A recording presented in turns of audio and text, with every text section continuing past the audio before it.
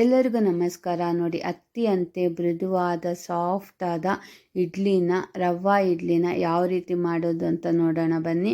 ಮೊದಲಿಗೆ ನಾನು 5 ಗ್ಲಾಸಷ್ಟು ಇಡ್ಲಿ ರವೆನ ಹಾಕ್ಕೊತಾ ಇದ್ದೀನಿ. ಇದು ಬ್ರೋಕನ್ ರೈಸ್ ಇಡ್ಲಿ ರವೆ, ಎಲ್ಲ ಶಾಪಲ್ಲಿನೂ ಸಿಗುತ್ತೆ. ಒಳ್ಳೆ ಕ್ವಾಲಿಟಿ ತೊಗೊಂಡು ಬನ್ನಿ. ಇಡ್ಲಿನೂ ತುಂಬಾ ಚೆನ್ನಾಗಿ ಬರುತ್ತೆ. ನೋಡಿ, ರವೆನೂ ಅಷ್ಟೇ ತುಂಬ ವೈಟ್ ಆಗಿದೆ. ಇದನ್ನು 1-2 ಸರಿ ವಾಶ್ ಮಾಡ್ಕೋಬೇಕು. ಸ್ವಲ್ಪ ನೀರು ಹಾಕಿ ನೆನೆಸಿಕ್ಕೊತಾ ಇದ್ದೀನಿ. ಇದು ಗ್ರೈಂಡ್ ಮಾಡೋಕ್ಕೆ ಅರ್ಧ ಗಂಟೆ ಮುಂಚೆನೇ ನೆನೆಸಿಕೊಂಡ್ರೆ ಸಾಕು.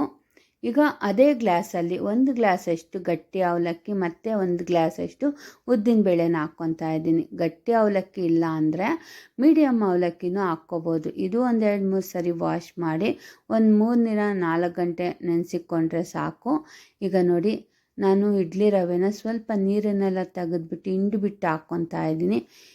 ಇದು ಹಾಗೆ ಹಾಕಿದ್ರೆ ದೋಸೆ ಹಿಟ್ಟಿಗಿನ್ನ ತೆಳುವಾಗಿ ಬಂದ್ಬಿಡುತ್ತೆ. ಇದು ಅಷ್ಟೇ, ಸ್ವಲ್ಪ ಗ್ರೈಂಡ್ ಮಾಡಿಕೊಂಡ್ರೆ ಸಾಕು. ತುಂಬ ಗ್ರೈಂಡ್ ಮಾಡಿಕೊಂಡ್ರೆ ರವೆ ಇಡ್ಲಿ ಅನಿಸೋದಿಲ್ಲ. ಸ್ವಲ್ಪ ಗ್ರೈಂಡ್ ಮಾಡ್ಕೊಂಡು ಹಾಕ್ಕೊಳ್ಳಿ, ತುಂಬ ಚೆನ್ನಾಗಿ ಬರುತ್ತೆ. ಈಗ ನೋಡಿ, ಇಷ್ಟು ಮಾತ್ರ ಗ್ರೈಂಡ್ ಮಾಡಿಕೊಂಡ್ರೆ ಸಾಕು. ಈಗ ನಾನು ಅವಲಕ್ಕಿ ಮತ್ತು ಉದ್ದಿನಬೇಳೆನೂ ಗ್ರೈಂಡ್ ಮಾಡ್ಕೊಂಡು ಎರಡೂ ಮಿಕ್ಸ್ ಮಾಡ್ಕೊಂಡಿದ್ದೀನಿ. ಇದು ಓವರ್ ನೈಟು ನೆನೆಸಿಕ್ಕಾದ್ಮೇಲೆ ಸ್ವಲ್ಪ ಉಪ್ಪನ್ನು ಸೇರಿಸ್ಕೊತಾ ಇದ್ದೀನಿ. ಅಡುಗೆ ಸೋಡಾನ ಉಪಯೋಗಿಸ್ತಾ ಇಲ್ಲ. ಇಷ್ಟನ್ನು ಮಿಕ್ಸ್ ಮಾಡಿಕೊಂಡು ಈಗ ಇಡ್ಲಿ ಪಾತ್ರೆಗೆ ಸ್ವಲ್ಪ ಆಯಿಲ್ನ ಹಾಕ್ಕೊಂಡು ರೆಡಿ ಮಾಡ್ಕೊಂಡಿರೋಂಥ ಇಡ್ಲಿನ ಸೇರಿಸ್ಕೊಂಡು 20 ನಿಮಿಷ ಆಗೋಷ್ಟರಲ್ಲಿ ಇಡ್ಲಿ ಎಲ್ಲ ರೆಡಿ ಆಗುತ್ತೆ.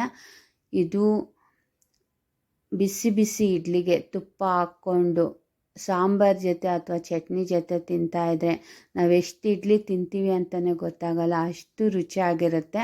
ನೀವು ಮನೆಯಲ್ಲಿ ಮಾಡ್ಕೊಳ್ಳಿ, ಕಮೆಂಟ್ ಮುಖಾಂತರ ತಿಳಿಸಿ. ಸರಿಯಾದ ಅಳತೆನಲ್ಲಿ ಮಾಡಿದ್ರೆ ಅಂತೂ ಇಡ್ಲಿ ಸೂಪರಾಗಿ ಸಾಫ್ಟಾಗಿ ಮೃದುವಾಗಿ ಬರುತ್ತೆ. ಮಕ್ಕಳ ಟಿಫಿನ್ ಬಾಕ್ಸ್ಗೂ ನಾವು ಕಟ್ ಕಳಿಸ್ಬೋದು. ನೋಡಿ, ಎಷ್ಟು ಸಾಫ್ಟಾಗಿ ಬಂದಿದೆ ಅಲ್ವಾ. ನೋಡಿ, ಈ ವಿಡಿಯೋ ನಿಮಗೆಲ್ಲರಿಗೂ ಇಷ್ಟ ಆದರೆ ಲೈಕ್ ಮಾಡಿ, ಶೇರ್ ಮಾಡಿ.